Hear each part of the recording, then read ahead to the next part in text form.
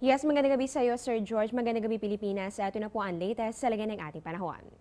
Bahagyang bumagal ang bagyong Agaton habang napanatili po ang kanyang taglay na lakas. Alas 4 ng hapon kanina namataan po ang sentro nito sa layong 215 kilometers southeast ng Hinatuan, Surigao del Sur o kaya naman po ay nasa layong 220 kilometers east ng Davao City. Taglay po nito ang lakas ng hangin nga abot ng 55 kilometers per hour at ito po ay magpapatuloy sa kanyang kilos na southwest at yan nga po ay sa bilis na 5 kilometers per hour. Sa ngayon nakataas pa rin ang storm warning signal number 1.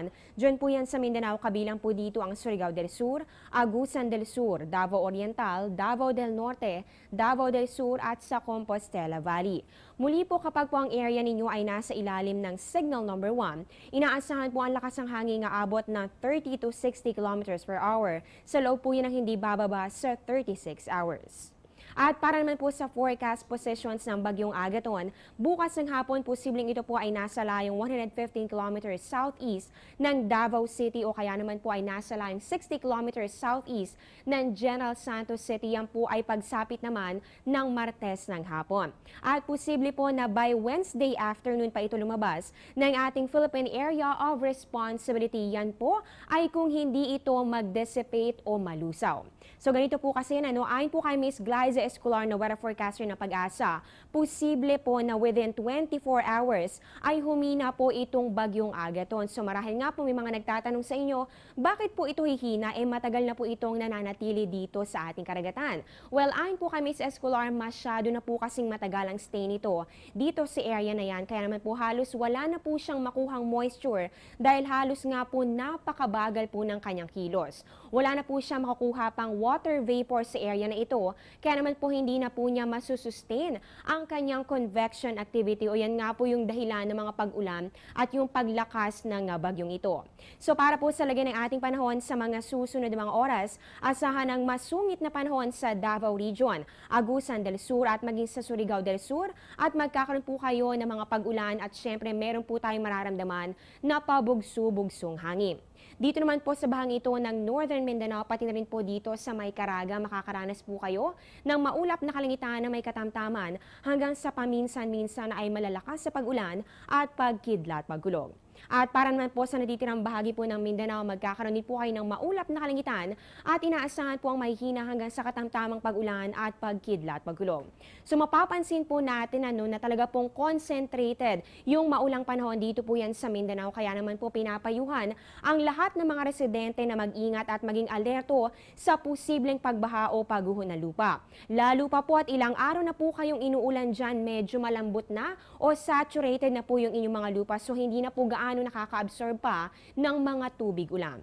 Dito naman po sa bahagi ito ng Visayas, ayon po sa Pag-asa, improving weather na po kayo dahil apektado rin po kayo nito pong tinatawag natin na northeast monsoon o hanging amihan. Dahil papansinin po natin, bahagya pong bumaba na rin yung mga kaulapan nitong si Bagyong Agaton. Ganon din po dito rin po sa May Cagayan Valley at maging dito rin po sa Aurora at sa Quezon, magkakaroon po kayo ng maulap na kalangitan pero inaasahan lamang po ang may hinang pag-ulan. Dito naman sa ating sa Metro Manila at sa natitirang bahagi pa po ng Luzon, magkakaroon tayo ng bahagya hanggang sa maulap na kalangitan na meron po yung mga isolated light rains lamang. Again, dahil pa rin po yan dito sa umiiral na northeast monsoon ng sa ngayon nga po ay napakalakas nga po ng kanyang ihip. Samantala, alam nyo ba na ngayong araw po ay naitala ang pinakamababang temperatura sa Baguio City? Alamin po natin ang mga detalye. Magbabalik po kami matapos ang isang paalala. Teng, ang package. Ma'am, sabi ng Air 21 on the road na. Ano, Teng? Ang package. Ma'am, sabi ng Air 21 na receive na. Okay, very good. Basta padala, sagot ka ng Air 21. May real-time delivery updates via text para worry-free ka. Teng, ang package, napadala mo na? Yes, ma'am, sa Air 21. Sa Air 21, sagot ko, padala mo! Regular na po tayo nagmamonitor ng pagbaba ng temperatura mula pa noong umira sa ating bansa ang hanging amihan o tinatawag din po natin na northeast monsoon. At dahil nga po malakas talaga at peak season na po nito ngayong Enero, eto po at i-check na natin ang lowest temperature sa bansa ngayong araw ng Linggo. Sa Baguio City, napakalamig po. So umabot po ang temperatura ng hanggang 8.1 degrees Celsius. So far, eto na po talaga yung pinakamababang temperatura na naitala dito sa Baguio City. Sa Basco, Batanes naman yan po umabot ng 13.8 degrees Celsius. Sa Vigan, Ilocos, meron po yung 16.5 degrees Celsius. Diyan naman po sa may Clark, Pampanga, malamig rin po ang temperatura. Meron po yung 17.2 degrees Celsius.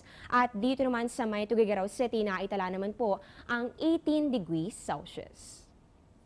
At yan po ang latest mula dito sa Pag-asa. Abangan niyo po ang susunod naming update mamayang alas 8 ng gabi. Dito pa rin po yan sa Telebisyon ng Bayan. Ako po ang inyong weather lover Amor La Rosa na nagsasabing ang taong handa at mahinahon kayang lagpasan ang hamon ng panahon. Magandang gabi po sa inyong lahat. Balik sa iyo, Sir George.